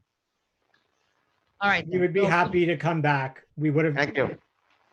We'll move this on to the next item on the agenda. Thank you, everyone, for your comments. Next is finance. Shannon Berbila, a tax sale update. So this is a real high level for the tax sale and for the financials. So for the tax sale, we are waiting to see what happens in the response to the COVID pandemic before we move forward. I think, as you all know, at this time, we cannot do evictions and or ask people to leave their homes, things of that nature. We also have an extremely low delinquent tax rate at the moment. So we will be keeping our eye on that and also waiting to see what the governor's orders are. As far as financials are concerned, we are still where we thought we'd be. And I will be meeting with Deb and Gaetano to have a brief end of the year final financial review and then bring it to each of the boards at their next board meetings. Does anyone have any comments on the two items that Shannon just mentioned? I would simply like to say that I don't believe COVID has anything to do with tax sales, since you can't move anybody out anyway for a year and a day after a sale has been completed. And we've been asking, I believe the select board at least has been asking for, in the vicinity of 2 years, to get a tax sale together. There are a number of properties that are just languishing with taxes sitting on, despite the fact how low they are. That's money we could utilize if we got back into our tax. Gaetano. I might have missed it, but I think the last update we got with previous management was Shannon was taking the classes, the certification to do it in-house to save us some money. And I'm not sure where she's at. And so it's not 2 years we've been waiting. We've asked these questions, but then this new plan was to try to do it in-house.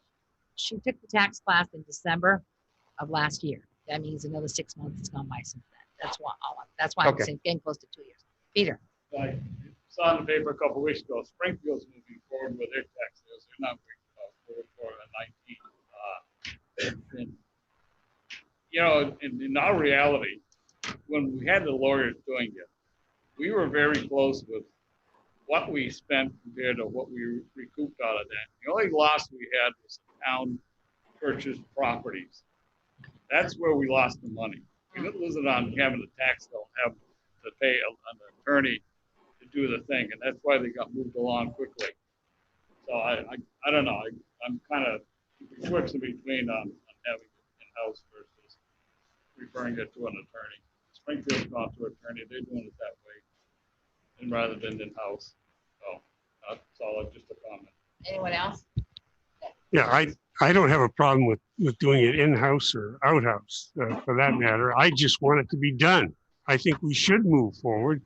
And I think it's been at least 2 years since the last tax sale. I don't know I don't know what it is, but there are certain properties that are difficult, and to you just give these people more time to waste. So I want to move it forward. Okay, I'm happy to do that. So what I'll do is we'll outsource it and have an attorney do it. Jeff, do you have something? No, other than, been How many waiting was there? almost 2 years. I don't know how many properties we're talking about. Do you have a property number of idea, Shannon, how many properties we're talking about here? There's approximately 15. Between both? Yes. Yeah, probably some of them that have never sold. Great. Thank you. And Susan, did you have anything before we move along? She clicked out. Yeah. She gone. Okay. She gone. Oh, no, she's down Lower there. left, lower right. There she is. Sorry, I'm all set for now. Okay, thanks. You just jumped from page to page on this thing. Make sure you pay attention. Yeah. All right. Number six on the agenda is for us to adopt the personnel rules. This has been going on for some months. It has had enough of revisions, and we've seen it a few times since it's been completed. Although I think it's still formatting is still a problem, but that's take care of. This, discussion on this. I read it till I'm. Will both boards be required to have motion? Yeah. Sorry. On behalf of the trustees, I'd like to make a motion to approve the revised personnel rules. I'll second the motion. Okay. Any discussion among trustees on personnel rules? I worked very closely with Shannon and Wendy on these. There's really not huge changes. There's been, a lot of updating to make things current and things like that. I would be happy to discuss any change for any board member, both select board or trustees. But I think the document has made some improvements, and we did get sign off from the employees on this. So I think we ought to move it forward. I just have a quick question, Jigs. I'm just curious, prior to now, when was the last time they were updated? 2012. I was 20 years ago? First time I was on the board. Okay, I was just curious how long it's been. And how long did the process take, Jakes? Update him. Well, They spent a long time. Well, no, it's been less than a year. Well, they did a lot of work, I should We say. started in January, start to finish. We didn't even start the process until January with board. Was four it January when we had that first meeting? Yeah. It's complete overall. It's, Yep. they did a lot of work. I ended up at one meeting for some reason. They did. Great. And the last time it took a year to get in 2012, 2011 to 2012. So thank everyone for their work. Absolutely. Yeah. All the time for them. Do you have anything? You guys had a motion? Yes, it's a motion on the floor. I'm sorry. So seeing there's a motion on the floor, all those, motion of mine, please signify by saying aye. Aye. Those, no. Well, All right, you on this voted one, no. you know what? And there's a number of issues that I don't agree with in there. So, and I thought I've read it till ad nauseam. Read that document so many times. It's on to the select board side. Everyone's had a chance to read the latest updated version, and any questions, entertain a motion. I make the motion, Mr. Chairman, that we approve the personnel rules as presented. Yes, second. Motion been made and seconded. Any more discussion, questions? I have to agree with what Jig said. There's a lot of work was done on it and accepted by employees, so there's no reason to- Yes, I second that again, and I agree, and thank everyone for their work. Motion's been made and seconded. All those in favor signify by saying aye. Aye. Aye.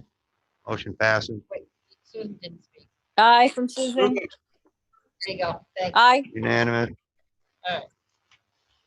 Okay, last item on the agenda is adopt the manager search process and set budget for the search. You all received documents from, I believe everyone gets to look at their emails, documents from Shannon on the process, the amount of time, so on and so forth. Does anyone have questions, comments? Did everyone receive the last email, with the recommended timeline? 12:54, that's the time today. Do you guys want me just to kind of highlight? Actually, that's great. Yeah, do that, Shannon. Okay, so 1 second, I'm just gonna pull it up. Yeah. That's,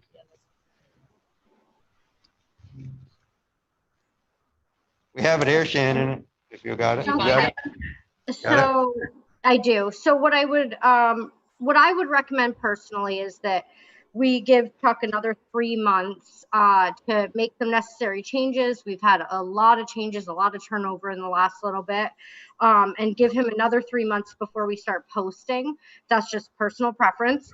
And then I'd like to advertise VLCT, the website, Indeed, and careers.gov.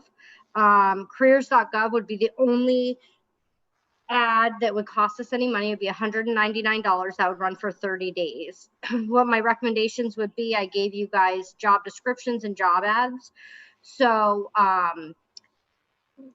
you guys would review them and submit them back to me, and I would make all of the edits and go over those with the village president and chairman of the select board.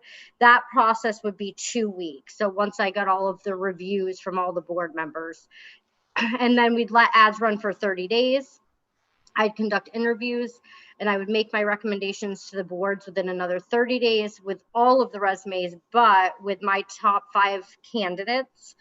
And so start to finish, from the time we post the ads until the time we make an offer, 90 to 120 days. What I'd like to talk about tonight is salary range. If this timeline looks right, and if not, what would you guys propose? If you'd like to advertise in additional places or increase the advertising budget above the $200, or eliminate it and find other free sites. And when do you want to start the process? So for instance, if I received all of the board's comments within the next 7 days, and I reviewed it with Deb and Gaetano in the 7 days after that, we could be looking at a 90 to 120 day time frame from today. Or do we want to wait and then start? So those are all just decisions the board kind of have to make. I don't believe anyone here wants to wait on the starting process. Am I correct? Dana? I'm not in a rush. I know you are. Just to rephrase, well, But 90 Shannon to had said, 120 days is up to 6 months. but there's reason. 3 months to continue, making that'll probably necessary happen anyway. changes to have the municipality running in a more efficient and effective manner. Right, but they'll continue while this doesn't stop while the process continues. That's what I was confused about. I agree with that statement, Deb. I totally disagree with waiting another 3-4 months. Yeah, I don't see the point. We need to start now. Use that time. Chuck, while we're doing the search, Chuck can still do his thing and get stuff organized. So when we hire somebody, hopefully we're ready. The guy can just step right in, or whoever was hired, they can step right in and go forward. And of course, that's still an if, because if we don't get the proper applicants, we're going to wind up finding that we can't find someone that doesn't work. So that's why she gave us the 90 to 120 days without waiting. So within a week to 2 weeks, we'll have an ad. We skipped you want to do the first one? The first part was about the money, salary range. Yep. The current application, the current ad that was out, the last one 2 years ago, says 80 to 90. So is that the same range? I've always agreed with Stefan on this, that listing a number is, who would come in and say, sure, I'll take the 80, when you're saying you're. Yeah, that's true. I get that, but at the same time, we don't have a range. Just say salary negotiable.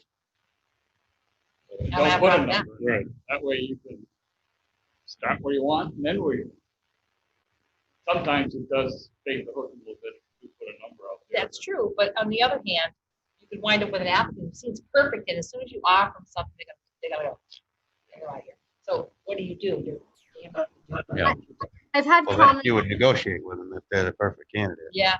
But I also think that when you get to the point of that point where you're going to consider somebody, boards have to make decisions, a limit how high you want to go. And they should also be able to provide us with the dollars and cents that they've already received in previous jobs, that would give us an indication of where they want to Can you be. legally ask that, Shannon? Can you ask them that? I'm sorry, could you just repeat that?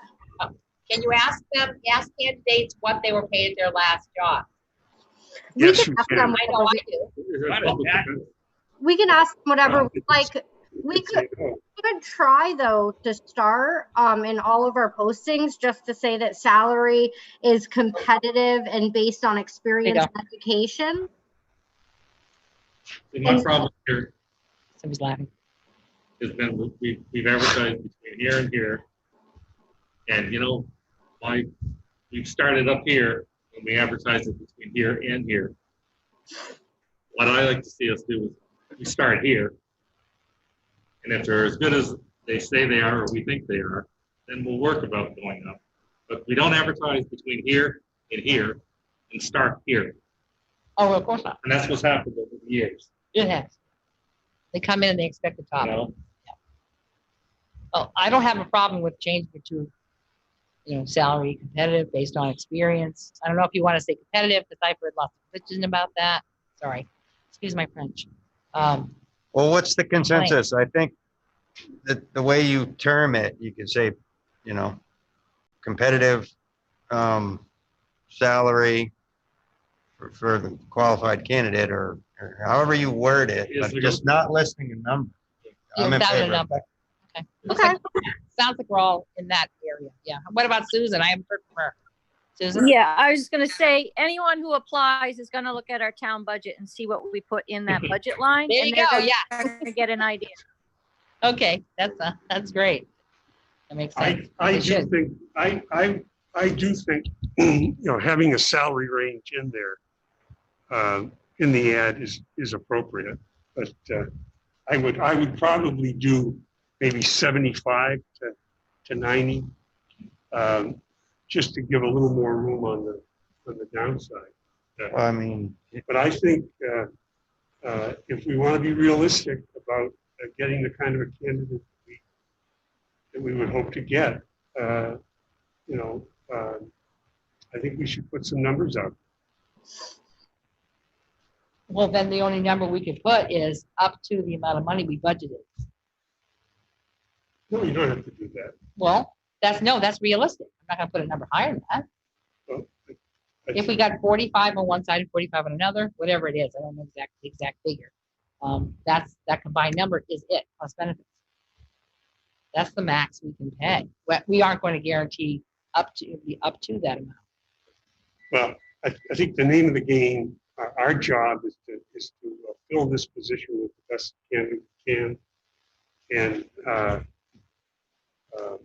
so I personally would put a range in.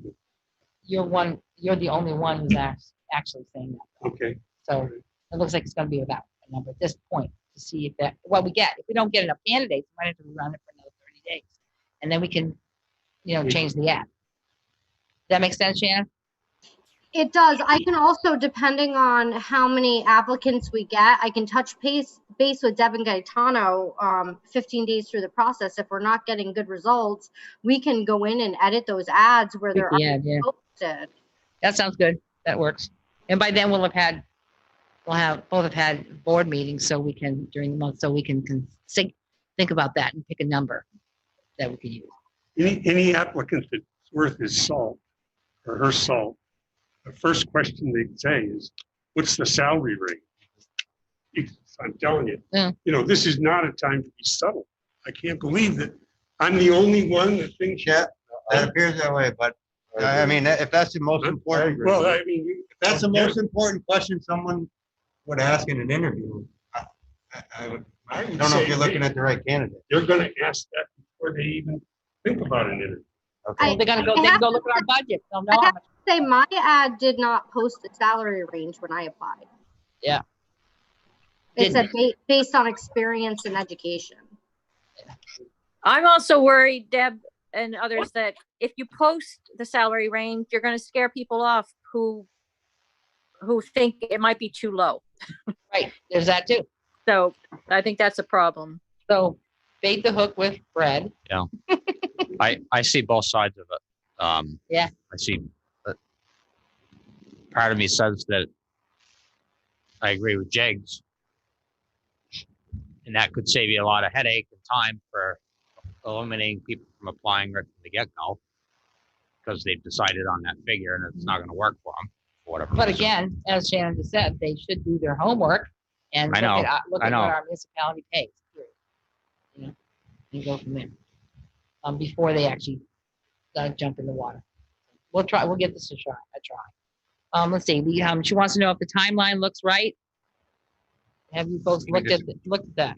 We went over that. Kind of discussed that. Yeah. Yep. So it looks like we're there with that. What was next? If we I'm want sorry. to do I'm sorry, Deb. Can I just confirm? So confirm the timeline. So that will by July 15th, we'll add have out by ads the 15th. posted. right? Okay, and then we'll follow the timeline. Exactly. Yep. Okay. If we want to do additional advertising, Deb, yes, Susan. Oh. Go ahead. No, that's what I was going to say. Sorry, I thought you skipped over that already. But yeah, Oh, no. with the last time we also sent it to the association, I forget what the abbreviation is, but the Association of the International Association of ICMA. Yes. IGMA.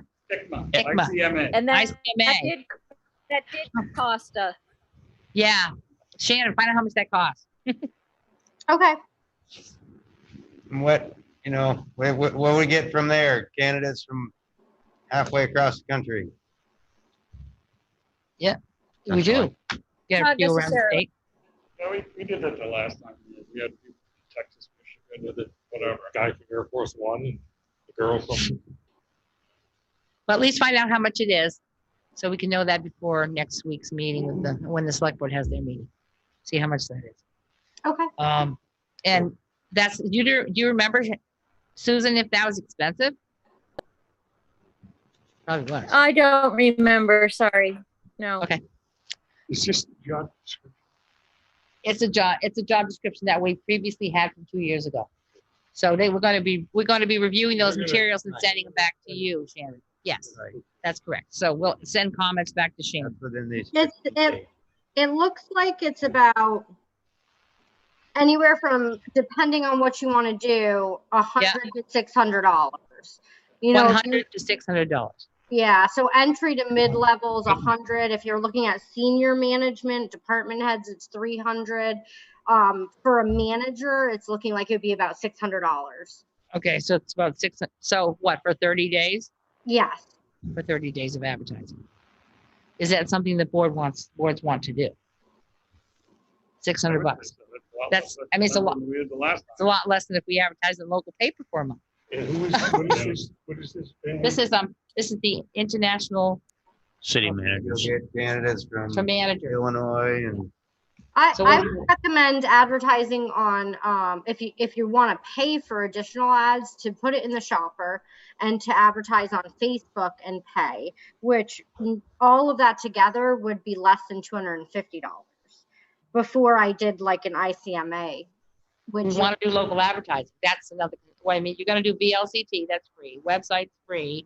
Indeed's free. And we can get local candidates from there without paying for it.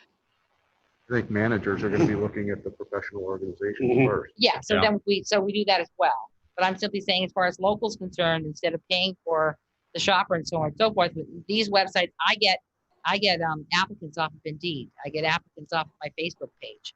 I pay for Indeed a small amount, and I pay for Craigslist, and those are the things I pay for. But, you know, a lot of free advertising, get a lot of local people from Indeed. I think we'll still want it. May I suggest that we see what we get in the first 15 days, and then we consider something such as $600 for an ad, depending on what we have for results? Or do you want to do it all? That $600 would be split, right? Yes, 300, Yes. and the 199 for careers would be 100. like that. That puts our budget together somewhere in the range of about $800. Total. That's a lot less expensive than when Right. we use VLCT. I would, However, my feeling is to do We all will be that. coming to some parts which vetting will be. Shall we set it as not to exceed $1,000? Yeah, let's they have a motion. Why don't you guys move it and then we'll move it. So 500 from us? Yeah, that works. So need a motion on your side? So you need a motion. I make a motion that the advertising does not exceed $1,000. So the select board authorizes. We need all that in there? Or sorry. What do we need? Which we split. I mean, we're still gonna split it even if we say 1,000. Motion been made and seconded to not exceed $500 on manager's search spending.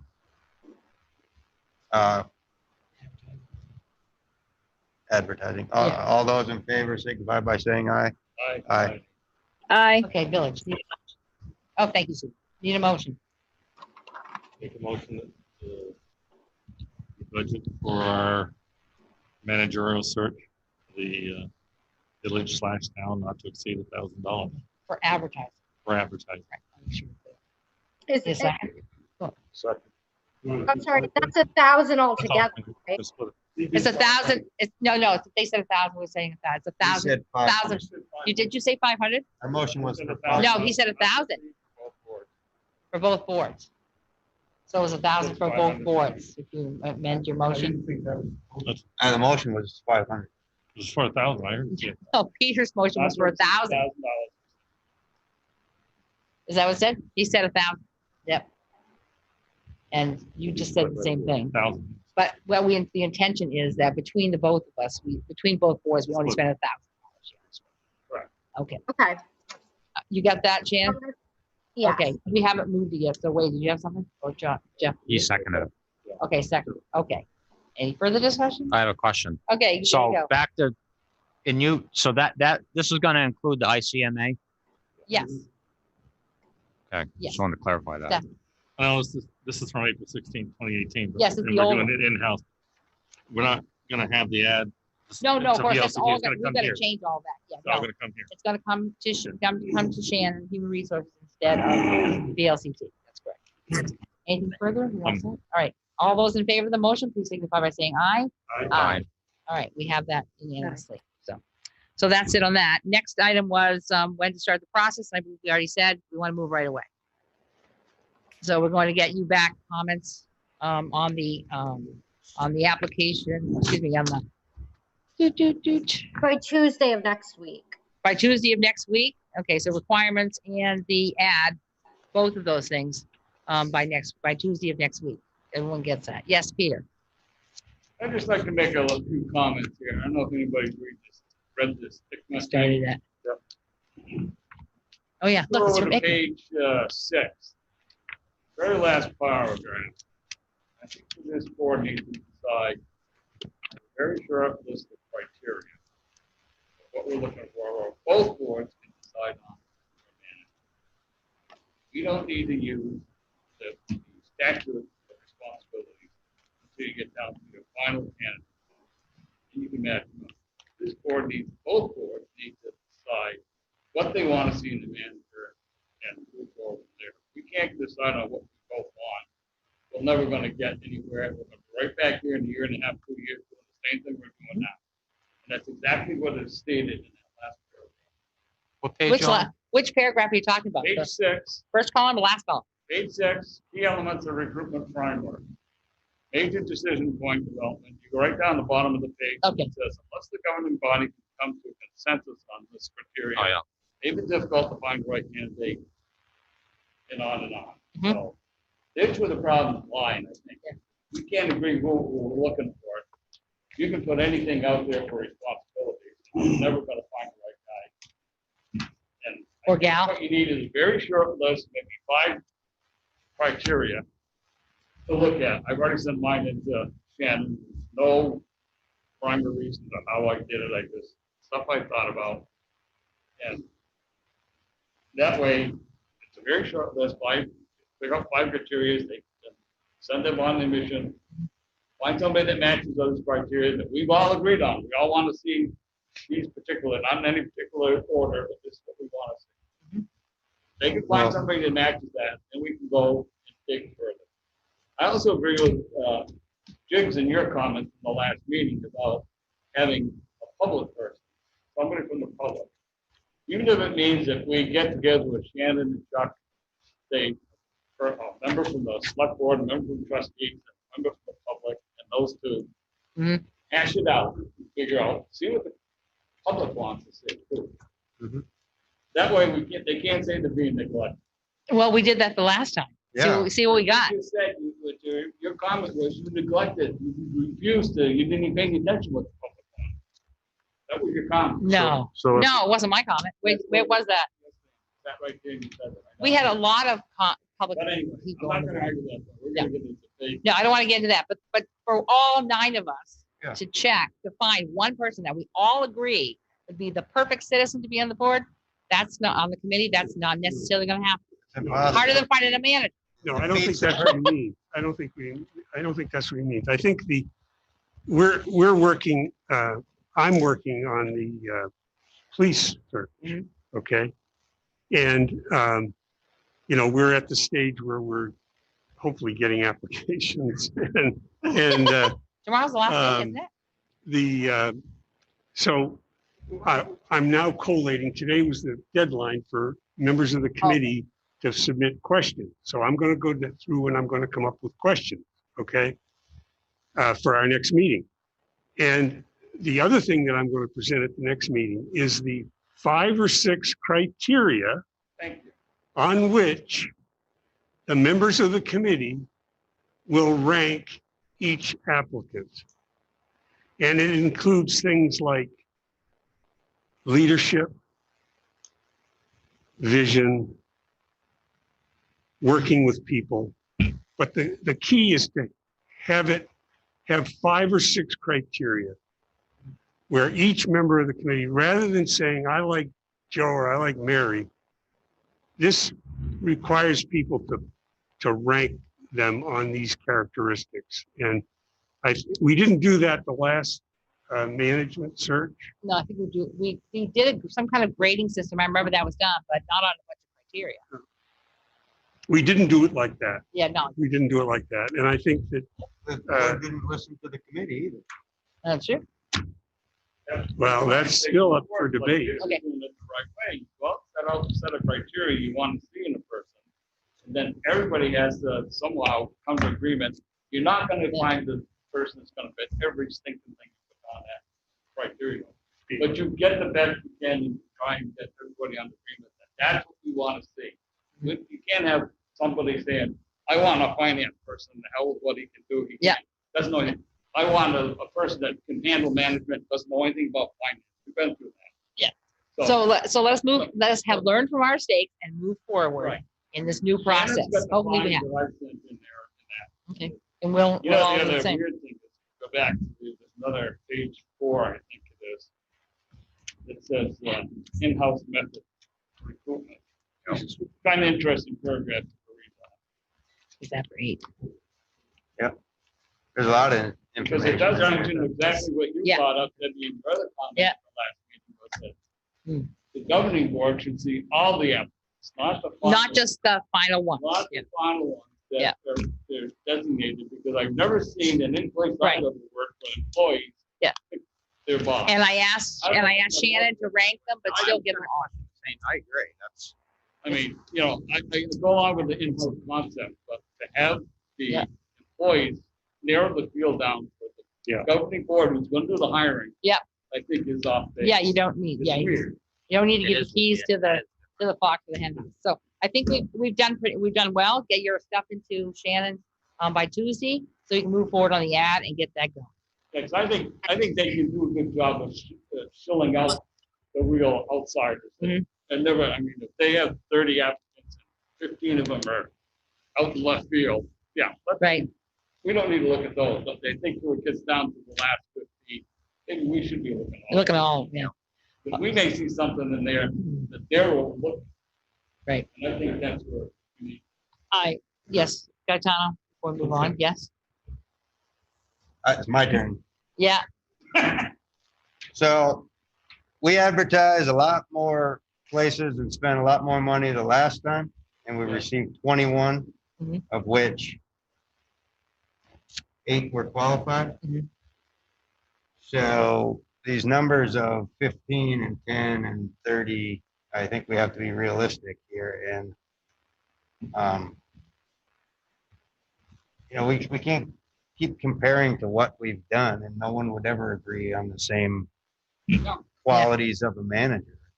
It's pretty simple in the job description, what you're looking for. And might refine it a little bit.